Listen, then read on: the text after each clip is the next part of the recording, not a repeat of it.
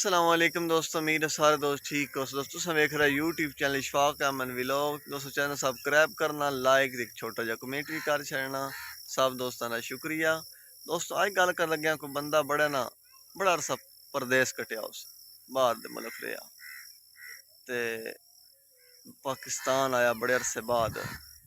तुहानू पता जिस टाइम बंदा जेडा भी वंजत होया ना ते बिगड़े होया, बंदा परदेस कट के आंदा उस टाइम बंदा सही इंसान सही बन पैंदा। ठीक है, जेह्ड़ी खामियां होंदियां पूरियां हो गई ते बड़ा लुड्डा लड्डा इको देखा माऊ प्यू दा छोर ते उस सुबह उठिया ते जेह्ड़ा साडा जट्टा ना पिंडां दा माहौल होंदा ना डेरेयां दा ओही होंदा। बस सुबह सुबह जेह्ड़ी साड़ियां होंदियां ना मावां, ओह् जेह्ड़ा कम्म कार होंदा सुबह वेले नाल ही मुका लिया। बे नहीं कि दोपहरें थोड़ी लग्गा रहा। ओह् जेह्ड़ी अम्मा आई ओह् बौखर बांडा करन लग पई। वो आप ही उठ के ते जांदा अंदरों एक रोटी चेंदा उत्ते थोड़ी खंड रख के खान लग पौंदा। ਉਹ ਜਿਸ ਟਾਈਮ ਉਹਦੀ ਅੰਮਾ ਅੰਦਰ ਆਉਂਦੀ ਹੈ तो ਵੇਖਦੀ ਉਹ ਆਂਦੀ ਹੈ ਮੇਰਾ ਪੁੱਤਰ ਕੱਲ ਬਾਹਰ ਆਉਂਦਾ ਪਿਆ ਤੇ ਅੱਗੇ ਅਸੀਂ ਕੰਮ ਕਦੀ ਨਾ ਕੀਤਾ। ਰੋਟੀ ਅਸੀਂ ਆਪ ਨਿਗਾਣੇ ਖਵਾਉਂਦੇ ਆਸਾਂ ਉਹ ਵੀ ਤਰਲਿਆਂ ਦੀ।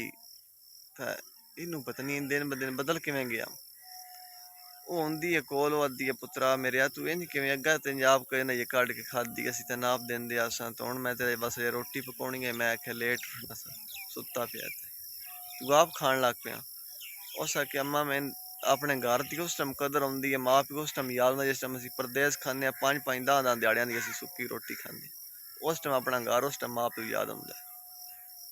ठीक है, तो असी घर आने अपने सन इतने माँ प्यो तरले करदा उस टाइम असी जनाब नखरे नाल असी, लेकिन माँ प्यो जो बड़ी शै होंदी है। वेखो ना परदेस गया आदि उदी अम्मा तो रोटी इन खाधी करनी असी तो नाप देंदे आसां ते तू इन किवें बदल गया।